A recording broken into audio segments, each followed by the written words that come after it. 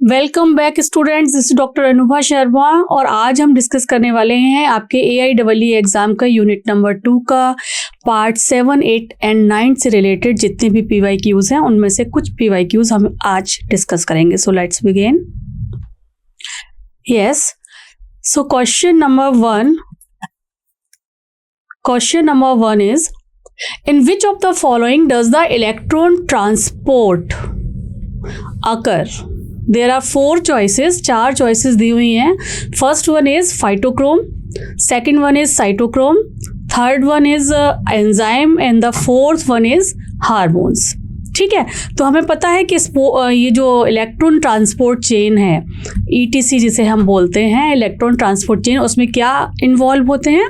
फाइटोक्रोम्स involve होते हैं या साइटोक्रोम्स इन्वॉल्व होते हैं या एंजाइम इन्वॉल्व होते हैं या हार्मोन्स इन्वॉल्व होते हैं। तो हमें बहुत अच्छे से पता है कि साइटोक्रोम A3 है ना, B1C, ये डिफरेंट काइंड ऑफ साइटोक्रोम जो होते हैं मोबाइल कैरियर की तरह काम करते हैं। ये जो हमारी इनर माइटोकॉन्ड्रियल मेम्ब्रेन है उसकी यहाँ पर मैट्रिक्स है, ठीक है, और यहाँ पर आपके डिफरेंट काइंड ऑफ प्रोटीन लगे हुए होते हैं।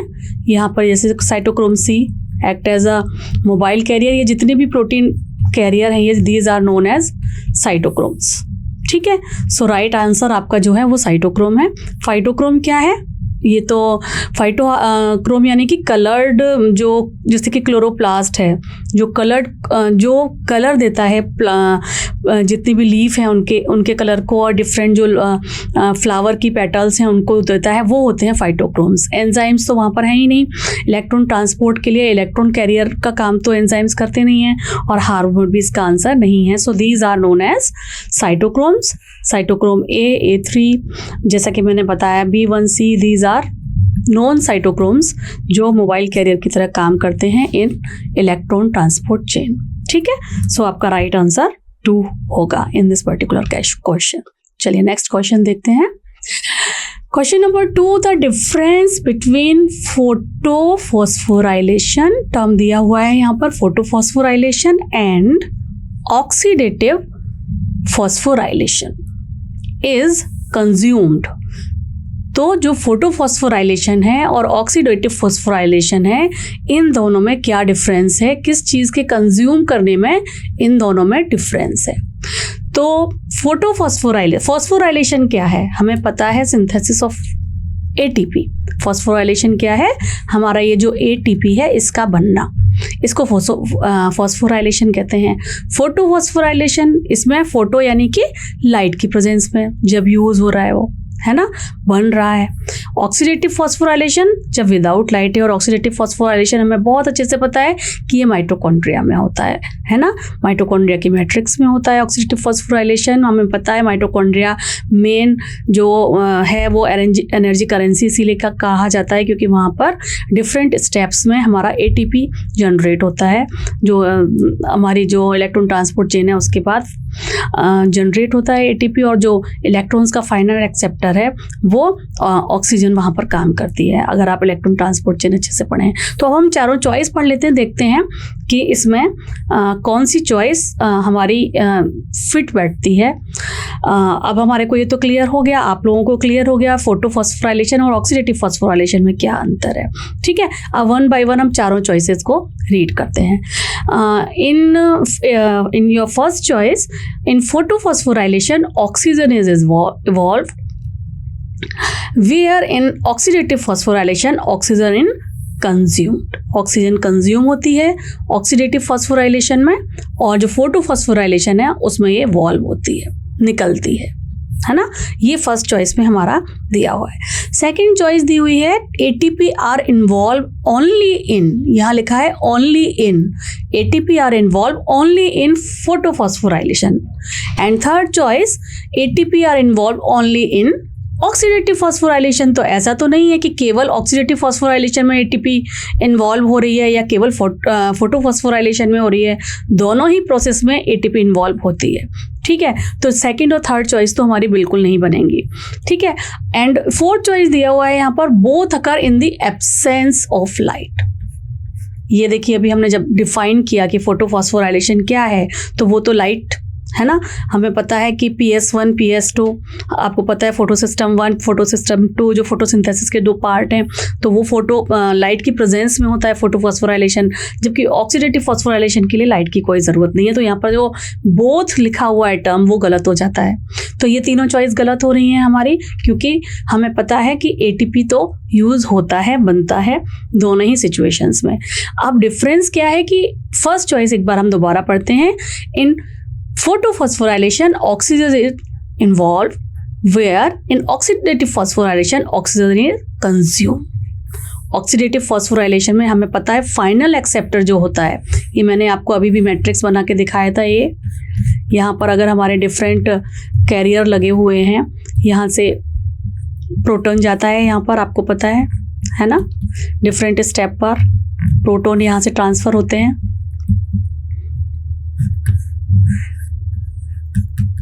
ठीक है।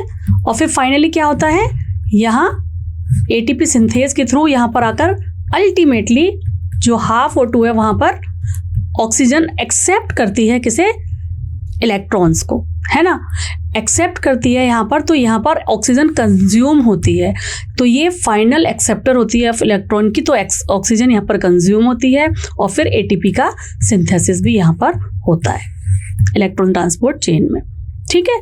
तो इसकी पूरी डिटेल जब हमने ये पर्टिकुलर लेक्चर पढ़ा है तो हमें पता है कि 36 या 38 ATP बनते हैं टोटल प्रोसेस में।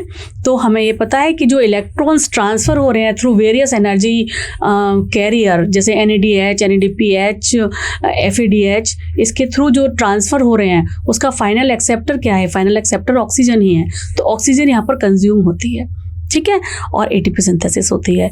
एंड इन फोटोफॉस्फोराइलेशन ऑक्सीजन निकलती है, ये भी हमें पता है क्या होता है ऑक्सीजन कैसे नहीं। फोटोफॉस्फोराइलेशन में क्या होता है, स्टार्च की सिंथेसिस हो रही होती है ना। तो जो CO2 है और H2 है, H2O है, ये in the presence of light energy ये किस में कन्वर्ट हो रहे होते हैं, स्टार्च में कन्वर्ट हो रहा होता है। ये C6H12O6 प्लस यहाँ ये 12 हो जाएंगे, ये 6 हो जाएंगे, तो 6H2O प्लस O2। तो यहाँ पर ऑक्सीजन रिलीज हो रही होती है, ये हमें अच्छे से पता है लाइट एनर्जी की प्रेजेंस में। तो ऑक्सीजन निकलती है, ये हमें बहुत अच्छे से पता है। हम तो आप लोग ये बहुत छोटी क्लासेस से भी पढ़ते आ रहे हैं, कार्बन डाइऑक्साइड और पानी in the presence of light energy starch synthesis करते हैं और ऑक्सीजन इवॉल्व होती है, ठीक है। और ऑक्सीडेटिव फॉस्फोराइलेशन में जो हमारी ऑक्सीजन है वो act as a final acceptor of electrons. तो यही डिफरेंस है दोनों में कि यहाँ पर सिंथेसिस ऑक्सीजन निकल रही है और वहाँ पर वो फाइनल एक्सेप्टर होता है। तो ये डिफरेंस है। बाकी तीनों चॉइस हैं, वो तीनों चॉइस क्यों नहीं हैं ये हमने देख लिया कि एक के लिए फोटोसिंथेसिस वाली फोटोफॉस्फोराइलेशन के लिए लाइट की बहुत ज़्यादा ज़रूरत होती है, लाइट की प्रेजेंस में ही होगा, है ना, एब्सेंस में नहीं होता। ऑक्सीडेटिव फॉस्फोराइलेशन में के लिए लाइट की कोई ज़रूरत नहीं है, वो तो ऑक्सीडेटिव रिडक्शन जो है वो रिएक्शन होती है, ATP दोनों में ही इन्वॉल्व होता है। तो इसलिए हमारा जो करेक्ट आंसर है दैट इज चॉइस नंबर 1 आपका आएगा, जिसमें लिखा है कि in photophosphorylation oxygen is evolved whereas in oxidative phosphorylation oxygen is consumed. ठीक है, आपको ये सारा का सारा समझ में आ गया। चलिए अब क्वेश्चन नंबर 3 देख लेते हैं। क्वेश्चन नंबर 3 में क्या क्या पूछा गया है हमारे से इस पर्टिकुलर पार्ट में। इस टाइम हम पार्ट नंबर 7, 8 और 9 जो यूनिट 2 का है, आपको डिफरेंट लेक्चर्स में मैंने पढ़ाया है डिफरेंट पार्ट्स में, उससे रिलेटेड कुछ क्वेश्चंस को इस पर्टिकुलर सीरीज में डिस्कस कर रहे हैं। चलिए तो क्वेश्चन नंबर 3 एक बार देखते हैं। Give below are 2 statements. नीचे 2 स्टेटमेंट्स दिए गए हैं और उनको पढ़ने के बाद हमें ये बताना है कि क्या मोस्ट अप्रोप्रिएट आंसर है इन चारों चॉइसेस में से, उसको हमें टिक करना है। ठीक है, तो statement number 1, the first 5 reactions of glycolytic pathway convert a molecule of glucose into 2 molecule. एक मॉलिक्यूल ऑफ ग्लूकोज को ये कन्वर्ट करता है 2 मॉलिक्यूल ऑफ ग्लिसरल्डिहाइड 3-फॉस्फेट। ये स्टेटमेंट नंबर 1 है। तो ये तो सही है ना, क्योंकि हमें पता है सबसे पहले ग्लूकोज है, देन ग्लूकोज 6-फॉस्फेट है, देन फ्रक्टोज है, ग्लूकोज के बाद ग्लूकोज 6-फॉस्फेट, देन फ्रक्टोज 6-फॉस्फेट, और इसके बाद फ्रक्टोज 1,6-बिसफॉस्फेट, अगर आप याद करें तो, है ना। और इसके बाद ये जो पूरी सीरीज है, इसके बाद ये 2 कार्बन एटम, ये जो है 3 कार्बन एटम वाले मॉलिक्यूल्स में ब्रेक हो जाता है, जिसे एक को कहते हैं, यहाँ स्पेस नहीं है इसलिए मैं इसको थोड़ा हटा देती हूँ। ये सारे के सारे स्टेप्स आई होप आपको क्लियर हैं। तो ये जो 2 स्पेस की कमी है यहाँ, यस, सो एक बन जाता है DHAP, हाइड्रोजन एसीटोन फॉस्फेट, और दूसरा बन जाता है जो एक दूसरे में कन्वर्ट हो सकते हैं, ग्लिसरैल्डिहाइड 3-फॉस्फेट। ठीक है, और उसके बाद 3 कार्बन वाली बहुत सारी रिएक्शंस चलती हैं, और उसके बाद फाइनली हमारा पाइरूवेट बनता है। ठीक है, तो ये तो बिल्कुल सही है कि जो फर्स्ट 5 रिएक्शन हैं वो ग्लाइकोलिटिक पाथवे की 1 मॉलिक्यूल ऑफ ग्लूकोज को 3 मॉलिक्यूल वाले, 2 है ना, ये 3 मॉलिक्यूल वाले सेम रिएक्शन यहाँ भी चलती है। ये उस टाइम में आपको जब लेक्चर अगर आप देखेंगे तो आप देखेंगे मैंने बताया हुआ है कि ये सिमिलर वे में बनता है, तभी एक जो ग्लूकोज का मॉलिक्यूल है वो 2 पाइरूवेट मॉलिक्यूल बनाता है, पाइरूविक एसिड बनाता है। तो 1 molecule of glucose convert into 2 molecule of glyceraldehyde three phosphate. First statement तो जो है वो बिल्कुल ठीक लग रहा है। अब हम सेकंड स्टेटमेंट देख लेते हैं। सेकंड स्टेटमेंट यहाँ पर दिया हुआ है, the final product of glycolysis is, final product of glycolysis is pyruvate. अभी मैंने डिस्कस किया आपसे कि ग्लाइकोलिसिस का जो, ये देखिए यहाँ लिखा हुआ है, अभी मैं रब कर रही थी, रब करने की भी ज़रूरत नहीं है। ग्लाइकोलिसिस के जितने भी स्टेप्स होते हैं इसमें ग्लूकोज फाइनली कन्वर्टेड इनटू एक जो मॉलिक्यूल है वो 2 मॉलिक्यूल ऑफ पाइरूवेट में कन्वर्ट होता है। तो final product of glycolysis is pyruvate in aerobic conditions, yes, and lactate in anaerobic conditions, yes. So aerobic conditions में ये पाइरूवेट में कन्वर्ट होता है, और जब एनएरोबिक कंडीशन होती है तो ये जो पाइरूवेट है ये फर्दर कन्वर्ट हो जाता है इन लैक्टिक एसिड, या फिर ये कन्वर्ट हो सकता है अल्कोहल में,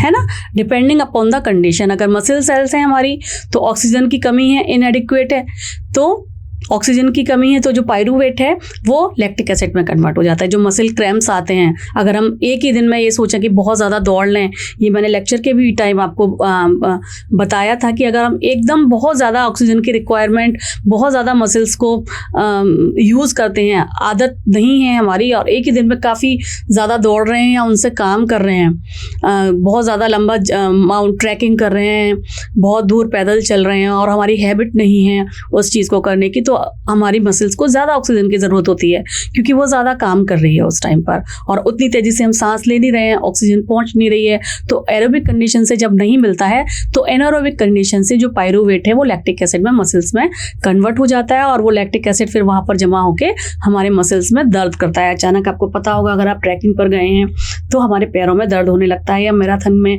जितने भी लोग पार्टिसिपेट करते हैं उनके पैरों में दर्द होने लगता है अगर उनको हैबिट नहीं है तो, ठीक है। और अगर हमारी कोई फर्मेंटेशन वाला प्रोसेस है तो ईस्ट जो है वो कन्वर्ट करता है हमारे लैक्टेट को अल्कोहल में कन्वर्ट करता है, और कार्बन डाइऑक्साइड रिलीज होती है, ठीक है। तो जो फाइनल प्रोडक्ट है ग्लाइकोलिसिस का is pyruvate in aerobic respiration, ठीक है, और लैक्टेट इन एनएरोबिक रेस्पिरेशन। ये बात दोनों ही स्टेटमेंट अपनी अपनी जगह बिल्कुल सही है।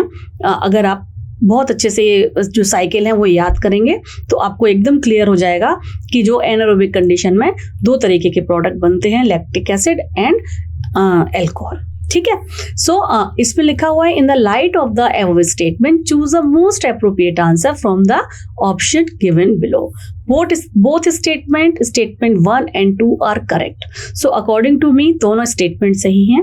सेकंड चॉइस देखें, इससे बेहतर कुछ लिखा हुआ है, both statement 1 and 2 are incorrect. नहीं, इनकरेक्ट नहीं है। Statement 1 is correct and statement 2 is incorrect. Statement 1 is incorrect and statement 2 is correct. नहीं, इसका आंसर आएगा choice number 1, both statement 1 and 2 are correct. ठीक है, तो ये साइकिल जितनी भी हैं हमारी मेटाबॉलिक पाथवे वाली, बायोलॉजिकल ऑक्सीडेशन वाली, इन सभी में बहुत ही ज़्यादा इम्पॉर्टेंट हैं सारे स्टेप्स। कौन कौन से एंजाइम्स वहाँ पर इन्वॉल्व हैं, कितने एटीपी बनते हैं, कहाँ पर एनएडीएच बनता है, कहाँ पे एपीडीएच बनता है, एटीपी की एनएडीएच, एफएडीएच, ठीक है, एटीपी सिंथेसिस कितनी होती है, एंजाइम्स कितने इन्वॉल्व हैं, कौन सा प्रोडक्ट 6 कार्बन वाला है, कौन सा ये कब 3 कार्बन वाले में कन्वर्ट हो रहा है ना, और 3 कार्बन वाला फाइनल प्रोडक्ट क्या है, फाइनल प्रोडक्ट क्या है।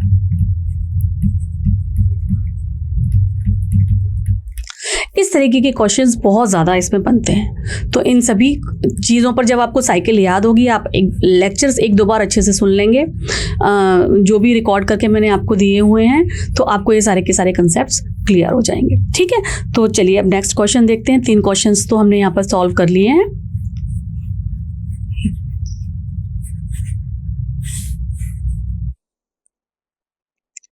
Question number 4, arrange the steps of cell division in the correct order. Cell division के जो स्टेप्स हैं उनको करेक्ट ऑर्डर में अरेंज करिए। ये इस वाले क्वेश्चन नंबर 4 में दिया गया है।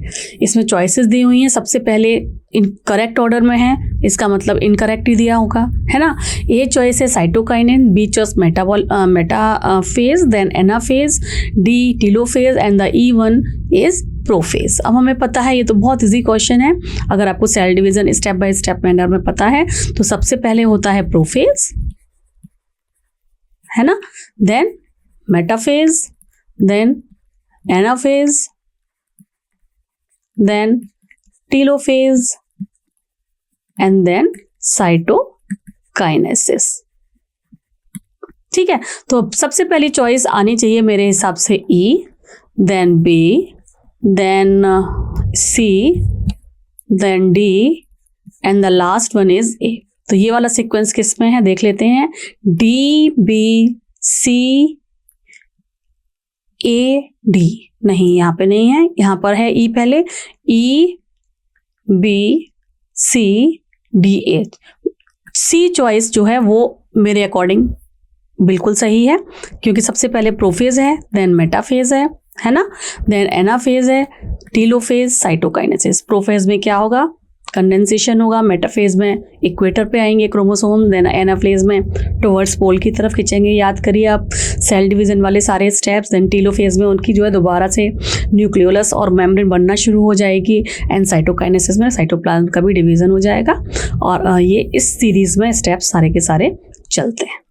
चलिए ठीक है, तो क्वेश्चन नंबर 4 हमको क्लियर हो गया आप लोगों को। चलिए देखते हैं क्वेश्चन नंबर 5।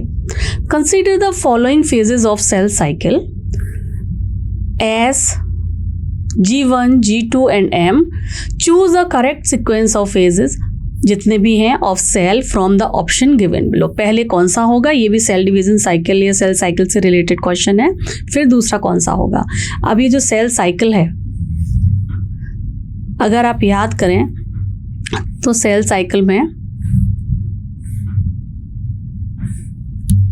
सबसे पहले क्या है, सबसे पहले है G1, then S, then G2, then M। यही तो होता है, बल्कि M और छोटा है, मैंने इसका बड़ा बना दिया। M और भी छोटा है, इनफैक्ट माइटोटिक डिवीजन ये बोलते हैं जिसे। तो सबसे पहले, और ये इस पूरे को क्या बोलते हैं, ये जो पूरा है G1 से लेके G2 तक, इसे बोलते हैं इंटरफेज, इसे बोलते हैं इंटरफेज। ठीक है, G1 growth phase number 1, S DNA replication होगा, G2 इसमें अदर ऑर्गेनेलीज रेप्लिकेट करेंगे, एंड M इसमें माइटोटिक डिवीजन होगा। ठीक है, तो हमारा सबसे पहले जो आएगा वो है G1, यानी कि बी चॉइस। बी चॉइस कहीं पर भी ABCD चॉइस में नहीं दी हुई है, तो कौन सी चॉइस दी हुई है, डी चॉइस दी हुई है, C दी हुई है 2 में, A and D, C means G2, G2 तो फर्स्ट स्टेप कभी होता ही नहीं है, तो ये तो गलत हो गया, ये भी रॉन्ग है, ये भी रॉन्ग है। ए चॉइस दी हुई है एस में, एस भी कभी भी पहले नहीं होता है, तो डी है सबसे पहले, डी यानी कि mitotic, yes, then G1 mitotic, then B G1 right, then A S, देखिए G1 then S then G2, ठीक है। D B A C M G1 S and then G2। So हमारा जो करेक्ट आंसर है that is choice number B, ठीक है। क्योंकि इस पूरे, अब आप देखिए इस पर भी क्वेश्चन यहाँ पर बन रहा है, सेल साइकिल जो है और कौन सा फेजेस किस स्टेप बाय स्टेप मैनर में चलेंगे, ठीक है। आपको कंफ्यूज करने के लिए यहाँ पर सबसे पहले उन्होंने माइटोटिक डिवीजन डाल दिया है, ठीक है। अब इसमें किस किस चीज़ की सिंथेसिस कहाँ कहाँ होती है ये भी आपको याद होना चाहिए, और लेक्चर सीरीज के टाइम पर मैंने ये आपको बहुत अच्छे से समझाया है, ठीक है। तो चलिए ये वाला क्वेश्चन सॉल्व हो गया। अगला क्वेश्चन देखते हैं, question number 6। Which of the following is wrongly matched? Wrongly matched pair इन चारों चॉइसेस में से कौन सा है, यहाँ पर ये पूछा गया है। Locus, what is locus? यहाँ पर लिखा हुआ है it is a place on a chromosome where spindle fibre attach. Choice number B, choice number B में लिखा हुआ है microsporogenesis. What is microsporogenesis? Microsporogenesis क्या होता है? A process of gametogenesis in the male flower. Zygotene pairing of homologous chromosome occur during this stage. And the last one D choice में लिखा हुआ है mega gametophyte. What does it mean? इसका क्या मतलब है? Mature embryo sac. Mega gametophyte यानी mature embryo sac. चलिए, तो डी चॉइस मेगा गैमेटोफाइट यानी फीमेल गैमेटोफाइट जिसे मैच्योर एम्ब्रियो सैक कहते हैं, ये बिल्कुल सही बात है, करेक्ट है ये चॉइस, तो रॉन्गली मैच्ड पेयर नहीं है। देन जाइगोटीन, जाइगोटीन में क्या होता है? यस, जाइगोटीन में होमोलोगस जो क्रोमोसोम है उनकी पेयरिंग होती है। और जाइगोटीन किस तरीके की सेल डिवीजन का पार्ट है? ये पार्ट है मियोसिस का, मियोसिस 1, ठीक है। लेप्टोटीन, जाइगोटीन, डिप्लोटीन, डाइकाइनेसिस जो पूरा एक सीक्वेंस बनता है पैकाइटीन, उसका ये पार्ट है जाइगोटीन, जिसमें सबसे पहले आता है leptotene, then zygotene, then pachytene, then diplotene, then diakinesis, ठीक है। यहाँ पर बीडेट लाइक स्ट्रक्चर होते हैं, ठीक है। यहाँ पर होमोलोगस पेयरिंग होती है, ठीक है। पैकाइटीन में क्रॉसिंग ओवर, यहाँ पर काइज्मा फॉर्मेशन होता है उसके बाद, और डाइकाइनेसिस में फिर मियोसिस 2 में वो एंट्री कर जाता है, ये आपको पता है। तो जाइगोटीन का आपको पता है कि होमोलोगस क्रोमोसोम्स जो हैं वो पेयरिंग करते हैं और साइनेप्टोनीमल कॉम्प्लेक्स साइनेप्सिस बनती है, ठीक है। अब बी चॉइस यहाँ पर दी हुई है माइक्रोस्पोरोजेनेसिस। माइक्रोस्पोरोजेनेसिस क्या होता है? Anther formation. माइक्रोस्पोर्स जो होते हैं एंथर्स बनते हैं उसमें, तो process of gametogenesis in the male flower. Yes, male flower में एंथर बनेंगे, पोलन ग्रेन्स बनेंगे, तो ये चॉइस बी चॉइस भी ठीक है। और ए चॉइस में इन्होंने दिया हुआ है कि लोकस। What is locus? इन्होंने कहा हुआ है कि it is a place on a chromosome where spindle fibre attached. Spindle fibre, ये अगर आपका क्रोमोसोम है तो ये कहाँ पर अटैच होते हैं स्पिंडल फाइबर? अगर ये हमारी एक जो सेल है तो स्पिंडल फाइबर अटैच होते हैं यहाँ पर आके, इसको बोलते हैं, इसे लोकस नहीं कहते हैं, ये होता है सेंट्रोमियर।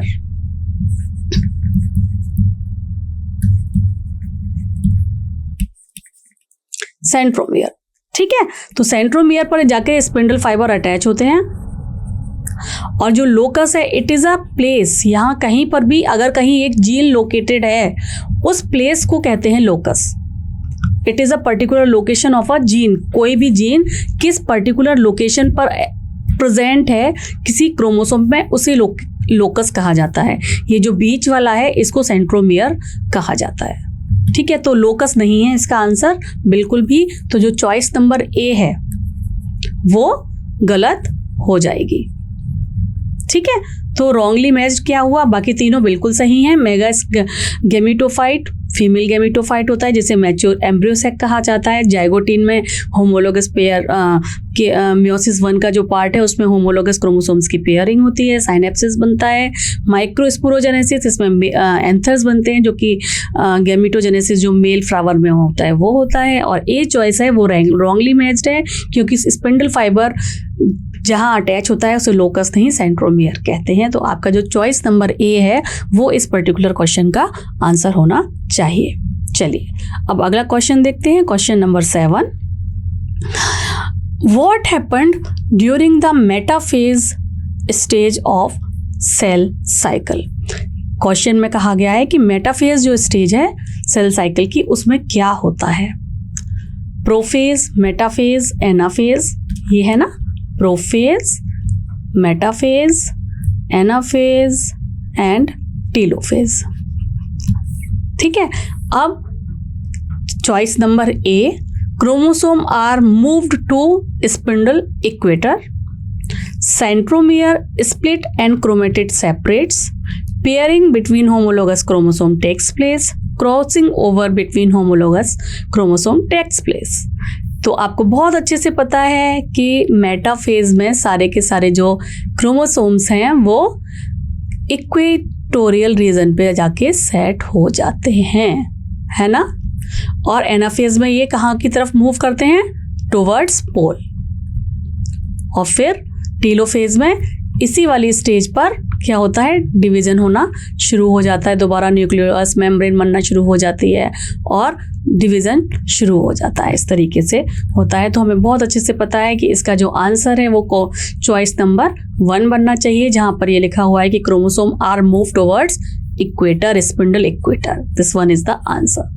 ठीक है, पोल्स पर एनाफेज में सेटल होगा और प्रोफेज में तो वो प्रिपेयर करती है सेल अपने आप को, क्रोमोसोम कंडेंसेशन शुरू हो जाता है, न्यूक्लियर मेम्ब्रेन और अदर ऑर्गेनेली डिसअपियर होना शुरू हो जाते हैं, है ना। ये सारे स्टेप्स तो आपको पता है। तो इसका आंसर होगा choice number 1, chromosome are move to spindle equator. चलिए नेक्स्ट क्वेश्चन देखते हैं। क्रोमोसोम जो टर्म है वो किसने दिया था, chromosome term was given by. ये बहुत ही इंपॉर्टेंट क्वेश्चन है और ये आपको बाय हार्ट याद होना चाहिए। ये वॉल्डेयर हैं साइंटिस्ट, उन्होंने क्रोमोसोम टर्म दिया था। इन्होंने 4 चॉइसेस दी हुई हैं, स्ट्रासबर्गर, मॉर्गन, वॉल्डेयर एंड फ्लेमिंग। ठीक है, तो इसमें आंसर हमारा आएगा चॉइस नंबर सी, वॉल्डेयर। इन्होंने सबसे पहले क्रोमोसोम टर्म दिया था। साइंटिस्ट जितने भी रिलेटेड हैं, साइटोलॉजी, जेनेटिक्स और इनफैक्ट बायो के जितने भी इम्पॉर्टेंट इवेंट्स हैं, उनके साइंटिस्ट के ऊपर क्वेश्चन 2 क्वेश्चन या 3 क्वेश्चन हर कॉम्पिटिटिव एग्जाम में ज़रूर आते हैं। तो ये आपको याद होने ही चाहिए। ठीक है, चलिए क्वेश्चन नंबर 9 देखते हैं। विच of the following is not formed during anaerobic respiration. Anaerobic respiration में इन 4 चॉइसेस में से ABCD जो दिया हुआ है क्या नहीं बनता है। First is carbon dioxide, B choice acetyl coenzyme A, C choice ethyl alcohol and the D choice pyruvate. अब हमें पता है एनएरोबिक रेस्पिरेशन में क्या होता है, ये जो ग्लूकोज है, ये ग्लूकोज अपने सारे स्टेप्स करते हुए पायरुविक एसिड में कन्वर्ट होता है, पायरुवेट में कन्वर्ट होता है और फिर ये पायरुवेट जो है वो किस में कन्वर्ट हो जाता है, या तो लैक्टिक एसिड या फिर अल्कोहल, है ना।